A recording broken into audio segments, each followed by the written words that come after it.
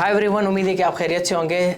Today is May 17th, 17 मई का दिन है और मैं चाहता हूं कि मैं आपको एक अपडेट दूं कि जो लास्ट टाइम हमने इन्वेस्टमेंट्स की थी कि वो कहाँ हैं। ऑब्वियसली मतलब दिनों के हिसाब से अगर आप देखते रहेंगे तो लाइक वो ऊपर नीचे जाते रहते हैं। So you have to see investments from a very long distance, like long vision से आपने उसको देखना है। लेकिन फिर भी थोड़ा बहुत आपने देखना होगा कि कहाँ पे जो है ज़्यादा नीचे जा रही है, कहाँ पे आपने डॉलर कास्ट एवरेज करनी है, कहाँ से आपने पैसे निकालने हैं। सो लाइक थोड़ा थोड़ा आपको देखना होता है। अदरवाइज़ अगर आप सिर्फ set in and forget it कर लेंगे तो उसमें दो काम हो सकते हैं, और वो कि जो दोनों एक्सट्रीम है, या तो वो ऊपर जा सकते हैं या तो वो सीधा नीचे जा सकते हैं। So without further delay let's get to the tracker और देखते हैं कि हमारी क्या पोजीशन है। ऑलराइट, तो जैसा कि आप सामने ट्रैकर में देख रहे हैं, तो लास्ट टाइम हमने May 3 पे इन्वेस्टमेंट्स की थी $937 की।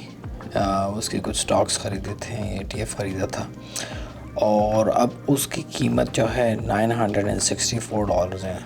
तो आपको दिखाई दे रहा होगा कि ज़्यादातर ग्रीन है और दो स्टॉक्स ऐसे हैं जो कि रेड में गए हैं। अब मैं बिल्कुल ये डिस्क्लोज़ कर दूं आपके सामने कि it truly depends on the market condition, ठीक है। कभी आप ऐसा देखेंगे कि ज़्यादातर रेड होंगे, कभी आप ज़्यादातर देखेंगे कि ग्रीन हो रहे हैं। सो डिपेंड लाइक कि मार्केट कहाँ जा रही है, सो उस हिसाब से जो है प्राइसेस जो हैं वो फ्लक्चुएट होती रहती हैं। आज के लिए हमने क्या किया हुआ है कि कुछ स्टॉक्स मैंने मज़ीद चुने। तो सबसे पहला स्टॉक जो है वार्नर ब्रदर्स डिस्कवरी का है, और ये स्टॉक मैंने स्पेसिफ़िकली चुना है और इसकी हम अपनी पोजीशन जो है मज़ीद बढ़ाएंगे। वो इसलिए कि एक वेबसाइट है और ये ओपन इंफॉर्मेशन है सबके लिए। इस वेबसाइट का नाम है openinsider.com, और आप इस पे जाएं। इसमें कोई भी आप यहाँ पे टिकट डाल दें, एप्पल का, टेस्ला का, किसी भी कंपनी का, तो वो आपको बताता है कि जो रीसेंट वाइस प्रेसिडेंट्स हैं या प्रेसिडेंट्स हैं या डायरेक्टर्स हैं या CFOs हैं, उन्होंने अगर शेयर्स परचेज़ किए हैं या स्टॉक्स परचेज़ किए हैं, तो बहुत रीसेंट डेट में, बल्कि 4 दिन पहले की बात है, ये दिखाई दे रहा है यहाँ पे टेबल में। वो कह रहे हैं कि जो इनका प्रेसिडेंट था इंटरनेशनल मार्केट्स का या इंटरनेशनल डिपार्टमेंट का, उन्होंने क्या किया है कि उन्होंने तकरीबन $8 लाख के $8,30,000 के स्टॉक्स ख़रीदे हैं, ठीक है। अब एक बंदा जिस कंपनी में काम कर रहा है वो क्यों ख़रीदेगा? ऑब्वियसली बात है, वो इसलिए ख़रीदेगा क्योंकि उसको कहीं ना कहीं पता है कि ये स्टॉक्स ऊपर जाएंगे। अब ऑब्वियसली हर एक बंदा अपने नुकसान के लिए तो नहीं बैठा हुआ, ठीक है। तो ये इस हिसाब से जो है अब मेरी भी मूव है। अगर आप स्टॉक को देखें तो पिछले 1 साल में ये 34% जो है वो गिर चुका है, और अगर आप देखें तो ये एक ऑल टाइम हाई था यहाँ पे मार्च 2021 में। उस दिन की एवरेज क्लोजिंग बता रहा है कि $77 थी, ठीक है। अब ओबियसली काफ़ी गिर चुका है।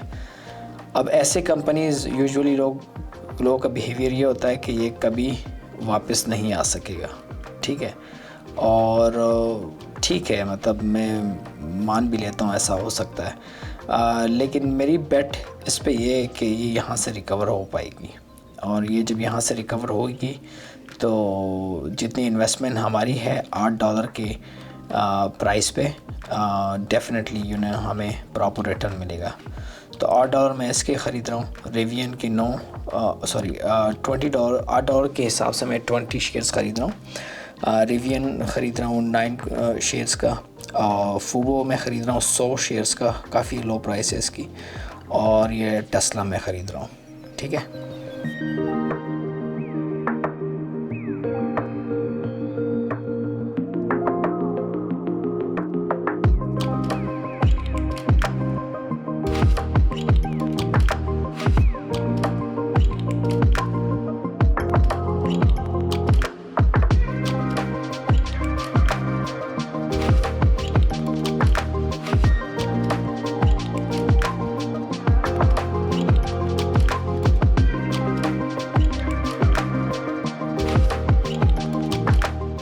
Alright, तो ये थी आज की update. Hopefully it makes sense. If you have any questions, please let me know by commenting below.